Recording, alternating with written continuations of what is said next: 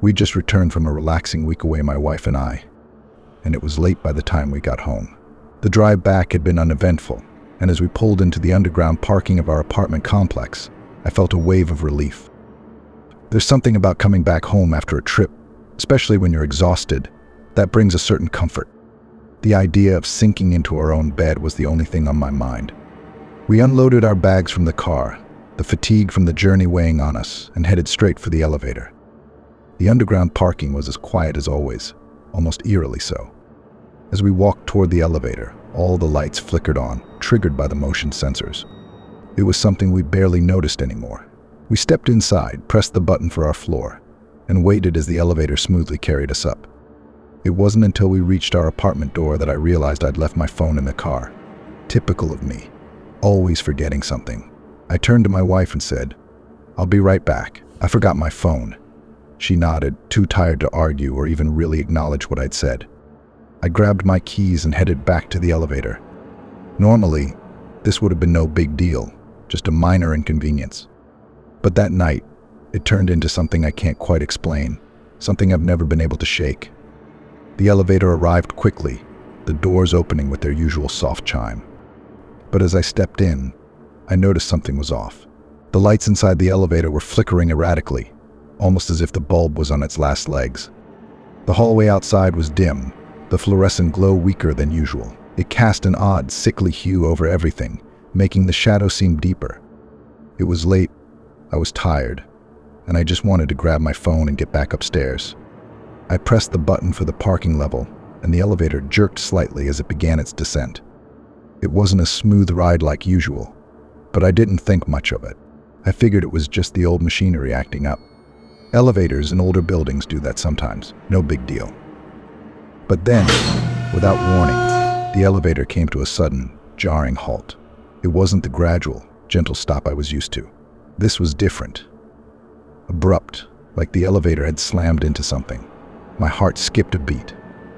The doors started to open, but only slightly, just a crack about a few inches wide. I could tell it had stopped at the parking level, but the alignment was off, like it had missed its mark, stopping too early. I leaned forward, peering through the narrow gap. The parking area beyond was shrouded in darkness. The only illumination came from a faint emergency exit sign casting a weak, almost ghostly glow across the far wall. That's when I saw it. A shadow darting past the crack in the doors. It moved so fast I barely registered it. Just a blur in the darkness. My heart raced as I started asking myself, what was that, and why were the lights still off? Something had definitely moved out there. The sensors should have turned them on the moment something moved, but they didn't. That realization sent a cold chill down my spine. I felt an inexplicable urge to know what had just passed by. Against my better judgment, I moved closer to the door, straining to see through the narrow opening. The hum of the flickering elevator lights was the only sound I could hear, amplifying the eerie silence outside. And then it happened. A cold, heavy gust of air blew directly into my face. It wasn't just a draft, it felt deliberate, as if someone had taken a deep breath and exhaled right in front of me. I not only felt it, but I heard it too, like the unmistakable sound of someone blowing. My skin prickled with goosebumps, and my breath caught in my throat. I looked around frantically, but there was nothing. No one in sight, no movement. Just the oppressive darkness outside the elevator. Panic set in. My body trembled uncontrollably as I backed away from the door, pressing myself into the far corner of the elevator. I fumbled with the buttons, desperately trying to close the doors, but the control panel didn't respond. The elevator was silent, motionless, as if it had completely shut down. I was paralyzed with fear, unable to think clearly. My mind raced with irrational thoughts, each one more terrifying than the last. All I could do was stand there, frozen, hoping that whatever had moved outside wouldn't come any closer. Then, after what felt like an eternity, but was probably only a minute, the elevator's doors began to slide open again, this time at a more normal speed. I was petrified, unable to move, unable to look away. The darkness outside the elevator seemed to beckon me, as if daring me to step out and confront whatever was lurking there. But I couldn't do it. I couldn't bring myself to move. I stood there, paralyzed, staring into the void, waiting for something, anything, to happen. But nothing did. The silence was suffocating, pressing down on me from all sides. Finally, the elevator's soft ding broke the stillness, snapping me out of my trance. The doors began to close slowly, and I, still paralyzed by fear, didn't try to stop them. When the elevator was securely on its way back up, I exhaled in relief and slumped against the wall. I felt like I had narrowly escaped something terrible, something I couldn't even begin to understand. I returned to our apartment and told my wife everything. She listened, her expression a mixture of concern and doubt. We agreed it was best to wait until morning before going back down from my phone. I still don't know what I saw or what that chilling breath was, but I've never parked my car in that underground lot since.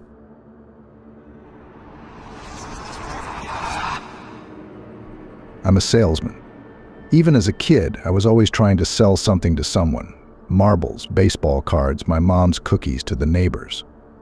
It wasn't just a job, it was a calling. I've had a lot of success throughout my life, but there's one incident from the beginning of my career that still haunts me to this day. I was 20 years old and already making a name for myself as a car salesman. I had just started my second real job at a dealership, and things were going great. I had already hit the top sales numbers in my first few months, and I was feeling confident, maybe even a bit cocky. It was winter, close to Christmas. The days were getting shorter, and the evenings were colder. I remember the decorations around the showroom. Tinsel draped over the desks, a small tree in the corner with blinking lights, and the faint smell of pine mixed with the new car scent. I was staying late one night, waiting for a new client. He'd called earlier in the day and specifically asked for me. I hadn't spoken to him myself. Our receptionist, Monica, had taken the call. She said he sounded eager to meet me, so I didn't think much of it. I was used to working late to make a sale, and this seemed like just another potential client. The guy finally walked in, and immediately something felt off. He had this strange way of walking, sort of dragging one foot slightly behind the other, and his gaze. It was intense, like he was looking through me rather than at me. But I've learned never to judge a book by its cover. You never know who the serious buyers are, so I brushed it off and put on my best salesman smile. He started talking about a car he was interested in but wasn't sure about. He mentioned he'd never driven that brand before and asked if he could test drive it with me. I knew this car was a great match for what he described, and I was confident he'd fall in love with it, so I agreed without hesitation. But there was something about him that kept me on edge. The way he talked, the way he looked at me. It was all just strange. When we walked to the car, he refused to walk beside me or even ahead of me. He stayed behind, close enough that I could feel his breath on my neck, but he was almost silent, only mumbling in response to my attempts at small talk or jokes.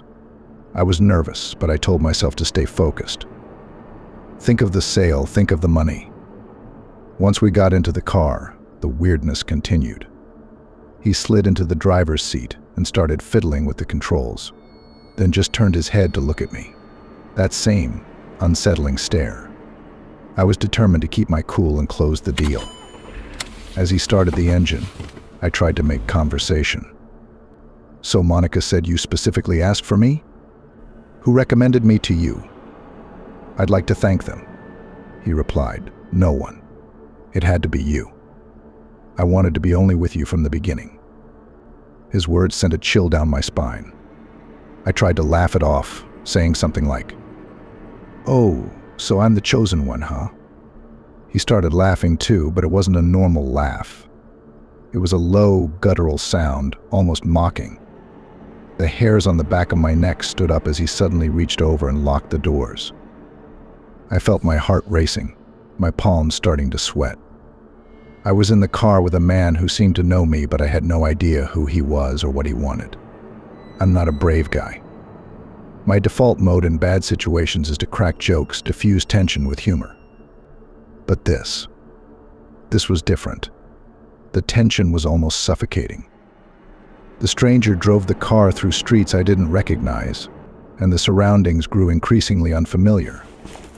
I noticed him pulling something out of his coat pocket, a worn photograph. He handed it to me silently. I glanced down and felt the blood drain from my face. It was a picture of me as a child, standing in front of my childhood home. I hadn't seen that house in years. I shot him a look, but he was just staring at me with that same intense gaze. He finally spoke. "You don't remember me, do you?" His voice was cold and almost robotic. He said, "You sold me something once. A promise. You didn't keep it." I had no idea what he was talking about, but the fear in me grew stronger. I was gripping the seat as if it would anchor me. I stammered, "What do you mean?" Then he replied, with his voice unsettlingly calm, "You will know. Soon." His words and the eerie atmosphere made my heart race. I was paralyzed with fear, unable to comprehend what was happening. Before I could react, he abruptly stopped the car and got out, leaving me alone. I was freezing, trying to make sense of what had just happened. I didn't even get the chance to process his departure before he had already disappeared. I was too scared to go back to the dealership, so I quickly made my way back to my apartment. I never saw him again, and I still didn't understand what he meant by soon. I asked around, but no one knew anything about him. The encounter left me with a lingering sense of unease. To this day, I can't shake the feeling that he knew something I didn't, and that maybe something is still out there waiting.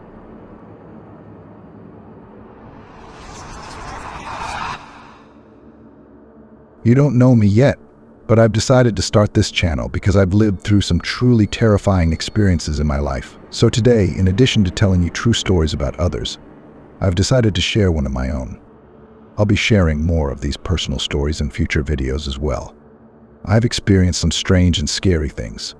And you know what? When you start talking about these things, people around you begin to open up too.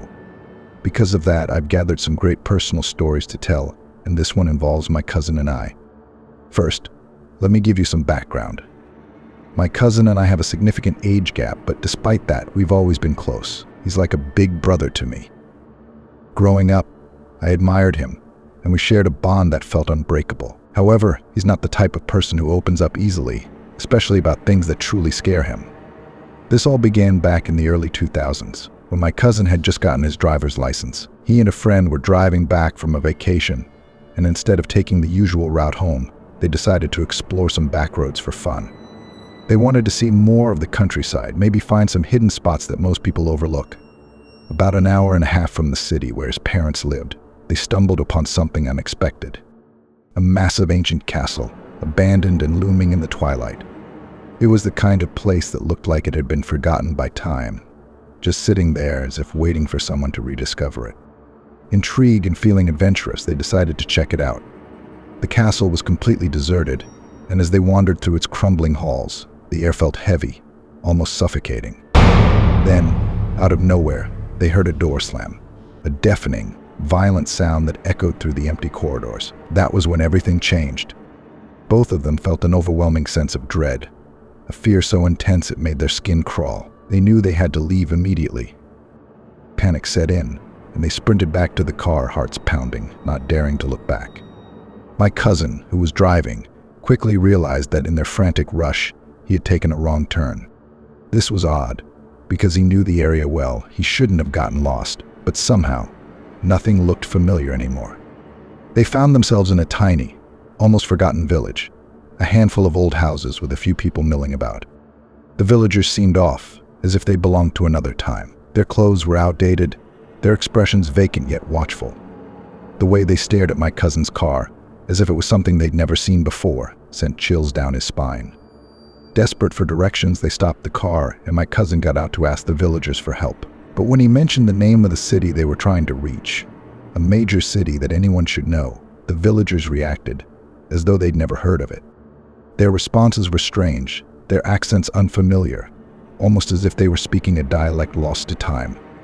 The unease grew as the villagers began to gather, whispering among themselves and glancing nervously at my cousin and his friend. Sensing that something was very wrong, they jumped back into the car and sped away, eventually finding their way back to a familiar road. They didn't talk much about what happened after that. Both of them just wanted to forget it. Fast forward to 2015. By this time, I had become incredibly close with my cousin, his girlfriend, and my own girlfriend. We were inseparable, spending almost every weekend together. Around that time, I had started experiencing some strange occurrences of my own, things I'll talk about in other videos. One night, I mentioned this to my cousin, and that's when he finally opened up about the castle in the village. His girlfriend and mine, both fans of horror stories, were immediately intrigued. They wanted to find the castle to see if it was as eerie as my cousin described. So one night, we all piled into the car and set out on a mission to locate the place. My cousin, being a truck driver with an excellent sense of direction, had a good memory, especially when it came to places, but after hours of searching, it seemed like the castle had vanished. We drove through winding roads in the dead of night, the darkness pressing in on us, our nerves on edge. Then, finally, my cousin recognized something, a small road that he was sure led to the castle. But instead of the castle, we found something else. A creepy, isolated cemetery with a large, decrepit mansion nearby. The cemetery was filled with graves, all belonging to the same family, and the atmosphere was suffocatingly still, as if time had stopped in that place. My cousin was disappointed, confused even, but I was more concerned with something else. I'd been holding in the need to pee for hours, and I couldn't wait any longer. I told my cousin I was going to step out and relieve myself on the side of the road. As I did, his girlfriend, who had been sleeping in the car, suddenly jolted awake and began to panic. She pointed at the mansion and screamed for me to get back in the car. Apparently, while I was turned away, two shadowy figures had appeared in one of the mansion's windows. For a brief moment, a light flickered on inside, illuminating their silhouettes. What made it even stranger was that the mansion looked completely abandoned. We didn't even know how they could have electricity for the light to come on.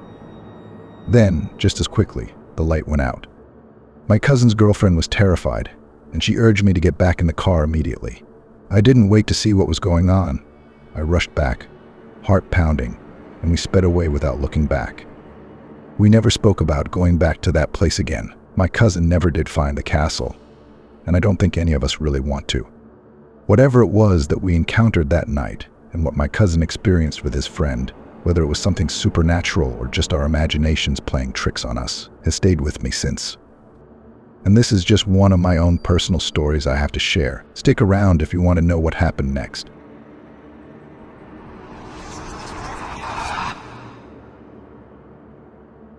It was the summer, and I was 16 years old, just a week after we'd moved into our new home in a quiet town far from the city I had known all my life.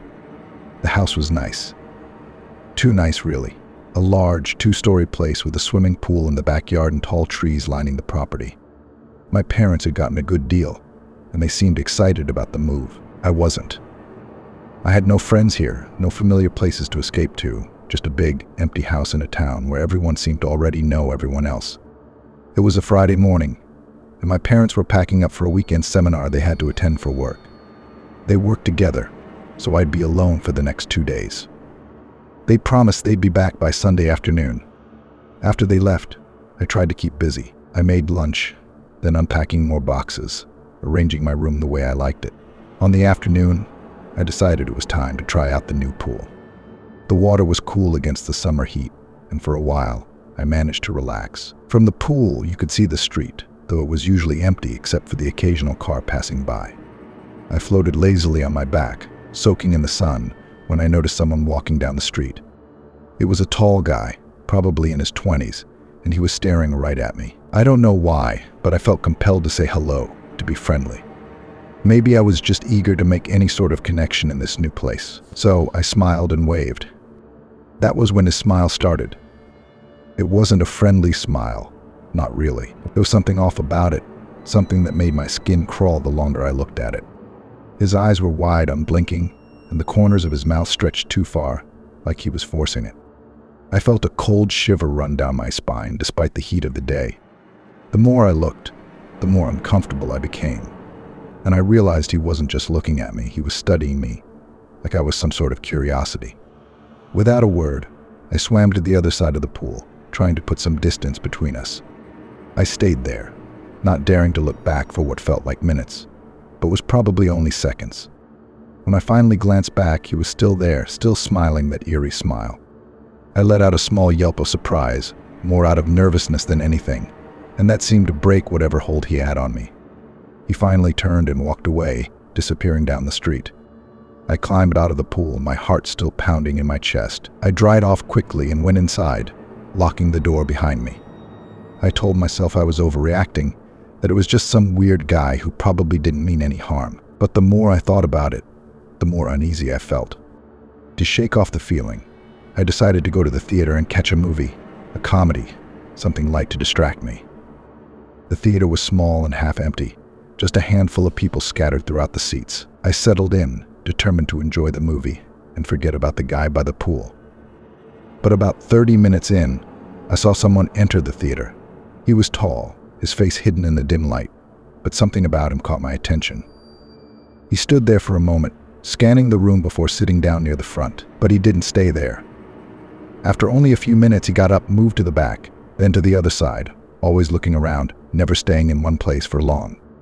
A cold dread settled in my stomach. I couldn't see his face clearly, but the way he moved, the way he kept scanning the room, it felt familiar, too familiar. I started to wonder if it was the same guy from the pool, but how could it be? How could he have followed me here without me noticing? Just as I was trying to calm myself, I saw him stand up one last time, scanning the theater once more before slipping out the exit. My heart pounded as I watched the door swing shut behind him. He was gone, but the sense of uneasy left behind was suffocating. I debated leaving, but I convinced myself that maybe I was just imagining things, that it was just a coincidence. I stayed until the end of the movie, but I was too distracted to enjoy it. By the time the credits rolled, I was on edge, every nerve in my body screaming that something wasn't right. I texted my mom, asking if they could come home early. She called me immediately, her voice tense with concern when I told her what had happened. She told me to go straight home, lock the doors, and wait for them. They'd be back in a few hours. By then, night had fallen. The walk home was nerve-wracking, every shadow and sound making me jump. I kept looking over my shoulder, half expecting to see the tall guy following me, but the streets were empty. I breathed a sigh of relief when I finally reached the house. I hurried inside, locking the door behind me. My phone was nearly dead, so I headed upstairs to grab my charger from my room. But when I opened the door, I froze. All my underwear was spread out on my bed. It was such a bizarre sight that for a moment, I couldn't process what I was seeing. Then it hit me. Someone had been in my room. The guy from the pool, from the theater, he had been inside my house. Fear rooted me to the spot, my mind racing. He had left this display for me to find, and suddenly I understood. It was a trap, a way to scare me, to make me panic. I knew I couldn't stay in my room. I had to get out of the house, but as I turned to leave, I heard it. A faint creaking noise coming from my closet. My blood ran cold as I turned back to look. The closet door was slightly ajar, and from the darkness within, I saw movement. He was there. The tall guy emerged from my closet, his face twisted in that same unnatural smile, his eyes locked onto mine. I didn't think. I just ran. As I bolted out of the room, I felt his hand grab my arm, but by some miracle, it slipped off. I was sweating, my skin slick, and that saved me. I tore down the stairs, screaming at the top of my lungs, hoping, praying that someone would hear me. I burst out of the front door and into the street, still screaming. I heard his footsteps behind me, his breathing getting closer. But then, a door opened, and a man rushed out of his house. He yelled at the tall guy, and for the first time, the smile vanished from his face. He turned and fled, disappearing into the night. Neighbors came out, drawn by the commotion, and someone called the police. My parents arrived soon after, and I collapsed into their arms, sobbing. The police searched the area, but they never found him. No one knew who he was or where he had come from. One older lady mentioned she'd seen him before, standing outside our house a few days earlier, just staring. She had assumed he was a friend of the family. That night, we didn't stay in the house. My parents booked a hotel, and we didn't return until we had found another place to live. I still wonder what would have happened if that neighbor hadn't come outside. And I know that, no matter where I go, I'll never feel completely safe again.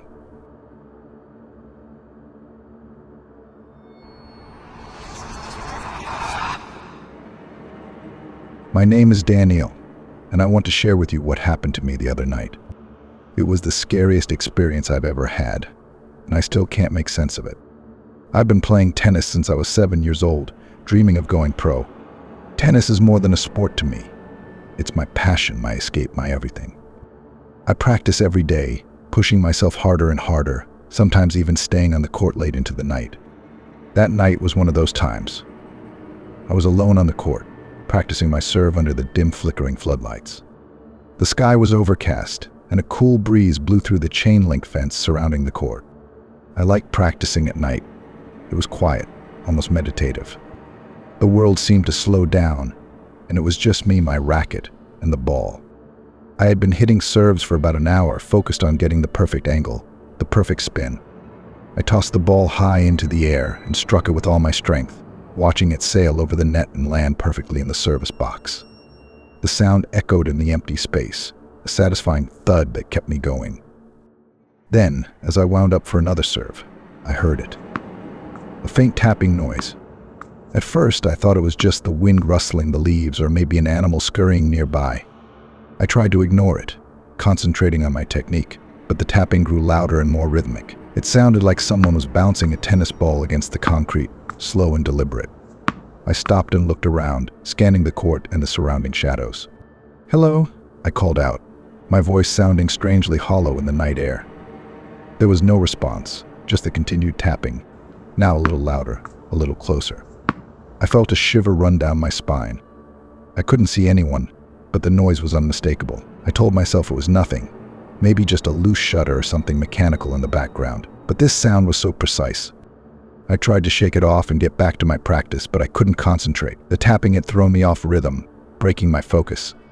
I set my racket down and slowly walked toward the bleachers at the edge of the court, where the noise seemed to be coming from. As I got closer, the tapping abruptly stopped. Silence fell over the court, heavy and thick, pressing in on my ears. I stood there, listening, my breath caught in my throat. For a moment, there was nothing but the soft rustle of leaves and the distant hum of a car passing on a nearby street. I started to feel foolish, like maybe I was imagining things. I turned to head back to the baseline when I heard it again, this time right behind me. I spun around, my heart racing, but there was nothing there, just the empty court stretching out into the shadows. I let out a nervous laugh, trying to brush it off. Maybe I was just tired. But then, I saw it. A tennis ball slowly rolling across the court toward me. My heart skipped a beat as I watched it come to a stop a few feet away.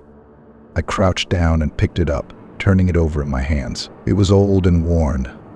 The felt faded and dirty, the brand name barely visible. It wasn't one of my balls. A cold breeze swept through the court, sending a shiver down my spine.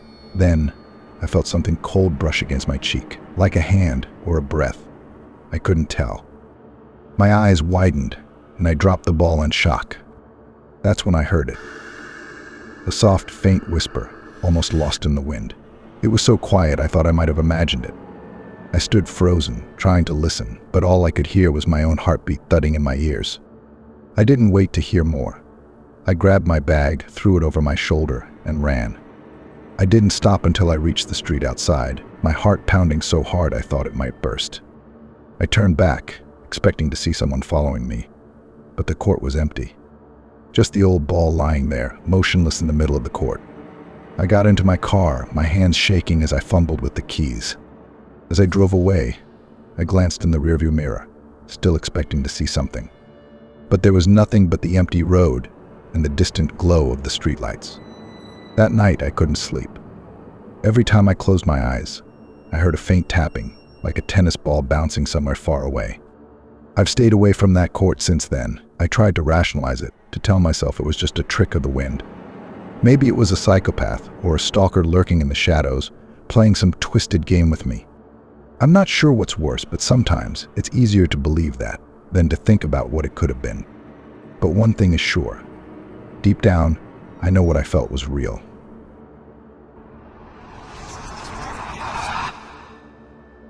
It's been almost 15 years since I started working at Tom's bar. From day one, it felt like home. Familiar, comforting, and full of life. Tom and I go way back. We've been best friends since childhood, so when he asked me to help him run the place, I didn't think twice. We've built this bar together, and I know every inch of it, every regular who comes through the doors. Tom has always been a good boss and a loyal friend, but when it comes to hiring, he has his quirks. He believes that hiring attractive women brings in more customers. While I've always thought it was a shallow strategy, it usually worked out. Over the years, I've seen some great people come and go, but none of them were ever hired based on experience. It was about the look Tom liked, which always leaned toward young and pretty women. So when we needed to hire a new bartender, I wasn't surprised that most of the candidates were attractive women. I remember the day of Emma's interview vividly. She walked in, tall and confident, with a subtle flirtatious smile that she didn't hesitate to use. But it was more than just a casual flirt. From the start, I noticed Emma flirting with Tom, her eyes lingering on him a little too long, her laugh a little too suggestive. Tom, like always, was oblivious, charmed by her attention. He leaned in closer during the interview, a goofy smile on his face, completely captivated by her. I could see it, and it made me uneasy. It was as if she was already playing a game, and Tom was an easy mark. After the interview, it didn't take long for Emma to get the job. Tom didn't even ask me for my opinion. He was already hooked. She fit into the bar like a missing piece, instantly charming our regulars and bringing in new customers. Business boomed, and at first, everything seemed perfect. But it wasn't long before I started noticing odd things happening. It began with small, unsettling incidents. Tom would come in after closing and swear the bar was locked when he left, only to find it wide open in the morning. He started complaining that his office keys were always missing, only to find them in strange places, like under the bar or behind the fridge. At first, he brushed it off as stress from the workload, but I could see the worry creeping into his eyes. Then came the lights. Every time Tom was alone in the bar, the lights would flicker, sometimes even go out completely. It only seemed to happen when he was there late at night, after Emma had left. When he mentioned it to me, I suggested it might be the wiring, but we just had the place rewired the year before. One night, after closing, I saw it for myself. Tom and I were sitting at the bar, counting the till. Emma had already left for the night, and everything was quiet. Then, out of nowhere, the lights flickered. At first, I thought it was a power surge, but it kept happening, just above Tom. One moment they were dim, the next bright as day. It was unsettling, but Tom waved it off, saying it was just the old building acting up. But I could see it in his eyes. He was rattled. Then the noises started. Tom would hear footsteps upstairs when no one else was in the bar. I heard them once too, late at night. The steady, deliberate creak of the floorboards, like someone was pacing back and forth. When I went up to check, the place was empty, but for Tom it was worse. He told me about the sounds he heard at night. Footsteps, doors opening and closing, and, worst of all, whispers. It was always the same. He'd be alone in the bar, locking up after a long night, and he'd hear his name whispered from the shadows. At first I thought maybe he was working too hard, that the stress was getting to him. But Tom wasn't the kind of guy to let his imagination run wild. Something was happening, and it was wearing him down. He became more erratic as the days went by. He started snapping at staff, misplacing things, and forgetting important tasks. He even began to question his own sanity. I remember one day he pulled me aside and asked if I could hear the whispers, telling me they were getting louder. I didn't know what to say. I hadn't heard them myself, but the look in Tom's eyes told me he truly believed he was being watched, followed by something or someone. And Emma was always there, just out of sight, smiling like nothing was wrong. The final straw came when Tom's car was tampered with. One night, after another late shift, Tom stumbled out to his car, a few drinks in him, courtesy of Emma's not-so-subtle encouragement. The next morning, I got a call from Tom's mom. He'd been in a car accident. The brakes had failed, sending him off the road and into a ditch.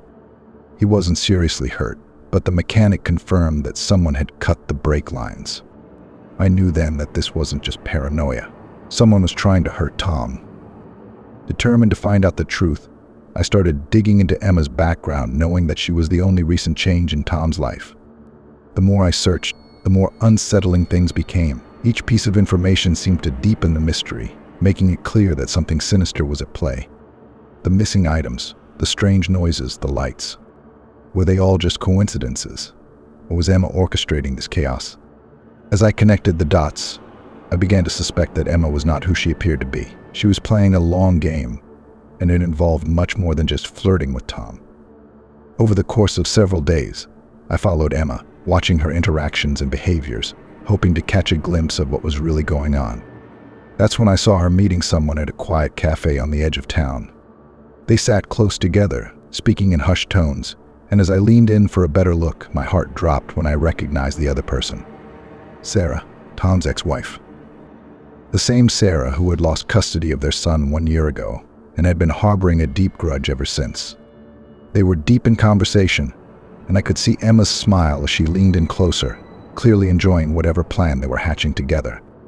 The moment I saw them together, it all clicked. I immediately understood everything. The plan was brilliant in its cruelty. Sarah knew Tom's weakness for beautiful women, so she sent Emma to slowly destroy him. The missing items, the strange noises, the lights, Emma had been behind it all, working to make Tom seem unstable, unfit to take care of their son.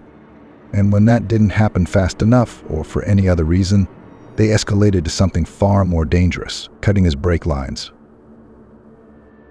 I rushed to Tom with the photos I took as evidence. When he saw them, the realization dawned on him like a heavy weight. Emma had been playing him from the start, manipulating him, pushing him toward the edge. The whispers he heard, the lights flickering, the car accident, everything had been a part of their twisted plan. We took the evidence and explained everything to the police. After a thorough investigation, they arrested Emma and Sarah. Emails, payments for Emma, and the evidence of the brake tampering tied them both to the plot. It was clear they had been planning this for months. Tom was devastated. He had nearly lost everything: his career, his sanity, the custody of his son, and almost his life, all because of their cruel machinations. The bar returned to normal after that. Late at night, when I'm closing up, I still sometimes hear the faint creak of the floorboards upstairs or the flicker of a light. But now, I know the truth. There were no ghosts haunting Tom, just two people who knew exactly how to make his worst fears come to life.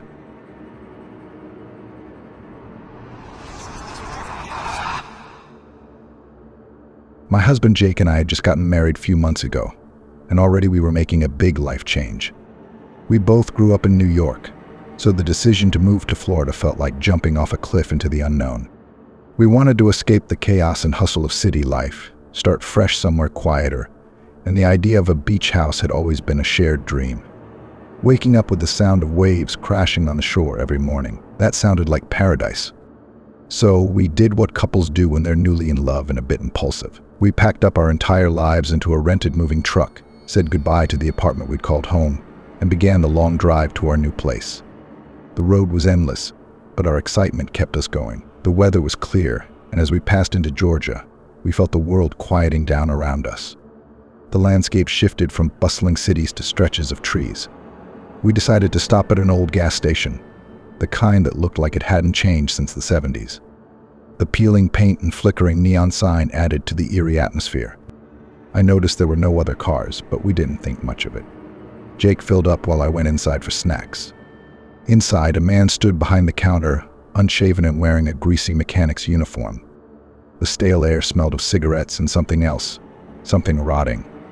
I picked up some chips and soda, trying to ignore the feeling of unease as he stared at me, his eyes glinting with an unsettling curiosity.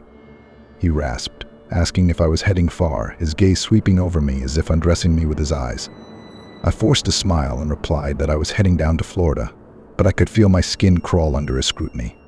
He leaned in closer, his breath sour, warning that the road could get pretty empty, with not many people coming through after dark. And if someone found me alone, well, let's just say a lot of things could happen.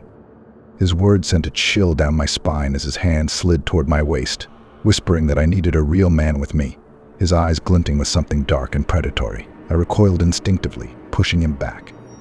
I snapped, asking what was wrong with him, my voice shaking slightly as I tried to mask my fear with anger. He chuckled darkly, leaning against the counter, his smirk growing wider, telling me that if I didn't want him close, maybe I shouldn't dress to attract attention. I hurried outside, heart racing, and felt a wave of relief wash over me when I reached Jake. Noticing my pale face, he asked what was wrong, and I told him the guy inside had been really creepy and made threatening comments, omitting the details about how he touched me. Jake shrugged it off, saying it was just a small-town guy trying to scare us, but I couldn't shake the warning from my mind. The man's words lingered like a fog over my thoughts. As darkness fell, The absence of streetlights made the road feel more isolating. About 30 minutes later, I noticed a car behind us. It was far enough away that I couldn't see the details, but it was definitely following us. I asked Jake if he saw the car, a knot forming in my stomach. He replied that it was probably nothing, but my anxiety grew as the car maintained its distance, its headlights glaring like predatory eyes. I suggested pulling off at the next rest stop, my voice wavering. Jake agreed, but my heart raced as the car followed us off the highway. We parked at the rest stop, watching it settle a few spots away, the driver still and shadowy behind the wheel. Jake muttered that it was weird, glancing at me with concern. We pulled out, and the car's headlights flickered back on, trailing us again. Panic gripped me as we sped up, but no matter how fast we went, the car stayed behind us, relentless. Suddenly, the headlights flickered out. One moment the car was there, the next it was gone. We drove in silence, the tension hanging heavy in the air, the shadows outside seeming to stretch and curl. Once we arrived at our new home, we dropped our bags by the front door, exhaustion washing over us. We hadn't had time to set up any furniture yet, so we sank down on the floor, leaning against the wall as we tried to shake off the unease. Jake flipped through his phone, looking for something to distract us, but my mind replayed the strange encounter with the man from the gas station. The next day was a blur of unpacking. By late afternoon, as the sun set, I started to feel more normal. Jake offered to run out for food, leaving me alone in the house. But I couldn't shake the impression that I was being watched. The house felt colder somehow, like the walls were closing in. When I glanced out the front window, my heart stopped. Parked across the street, half hidden by shadows, was the same car. I squinted, hoping it was just my imagination, but it was unmistakable. I grabbed my phone to call Jake, but cursed when I remembered he had left it behind. And panic surged. Whoever had been following us was now right outside. I checked the locks on the doors and windows, feeling trapped, the air thick with fear. Minutes felt like hours as I paced, glancing out the window. The car remained still, its windows dark, like empty eyes watching me. I considered calling the police but hesitated. What could I say? That a creepy man from a gas station was parked outside my new home? As night fell, the unease deepened. The world outside turned black, and the silence felt oppressive. Suddenly, I heard footsteps on the gravel outside, crunching like bones snapping. A figure emerged from the car, a man dressed in dark clothing, and I recognized him. It was the guy from the gas station. He stood, staring at the house with a sickening grin, as if he knew I was inside. My stomach churned, and I ducked behind the curtain, heart racing. He was moving toward the door. I dialed 911, whispering my address, desperate for help. My hands shook as I pressed the phone to my ear. Then I heard the door creak open, a slow, deliberate sound that seemed to echo in my chest. He was inside. I bolted upstairs, slamming the bedroom door behind me. I pushed the dresser against it, heart pounding as I pressed myself against the wall, trying to stay silent. The thundering of my heart filled my ears, drowning out everything else. From downstairs, I could hear his heavy footsteps, slow and deliberate, searching for me. Each step sent waves of dread crashing over me. I didn't know how long it would take for the police to arrive, but every second felt like an eternity. Then I heard a loud thud against the bedroom door. He was trying to get in. I screamed at him to go away, trembling as tears stung my eyes, while the dresser groaned under the force of his pounding. Suddenly, another noise, the door opening, a struggle below. For a moment, silence fell. I held my breath, listening.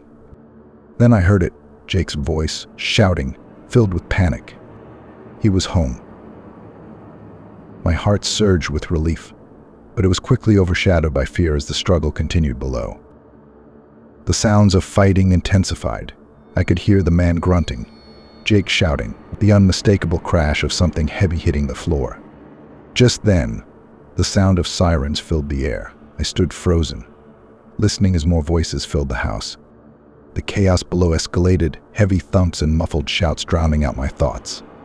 There was a scuffle, then silence. I finally mustered the courage to open the door, the tension tightening in my chest. Jake stood there, bruised but alive. I rushed into his arms, trembling, the adrenaline crashing down like a wave. He held me tight, whispering that it was over, that I was safe. As we descended the stairs, 2 officers led the man from the gas station out in handcuffs. His eyes were wild with rage, and as they shoved him into the police car, he turned to me, his face twisted into a sneer. He hissed that he'd find me again, his voice dripping with malice, the promise of terror hanging in the air like a storm cloud. My heart raced as the car drove off into the night. Though the danger had passed, his words echoed in my mind, reverberating like a dark melody. In the days that followed, the world felt altered. Every sound in the house made me jump. Creaking floorboards, the rustling of leaves outside, even the hum of the refrigerator became a source of anxiety. We changed the locks, installed security cameras, but every time I heard a car passing by at night, I woke up heart pounding, fearing it was him. If you've enjoyed these true scary stories, don't forget to subscribe to the channel and hit that notification bell so you won't miss out anything. And let me know in the comments below which story was your favorite. Thanks for watching, and stay spooky. The Reaper's not done with you yet.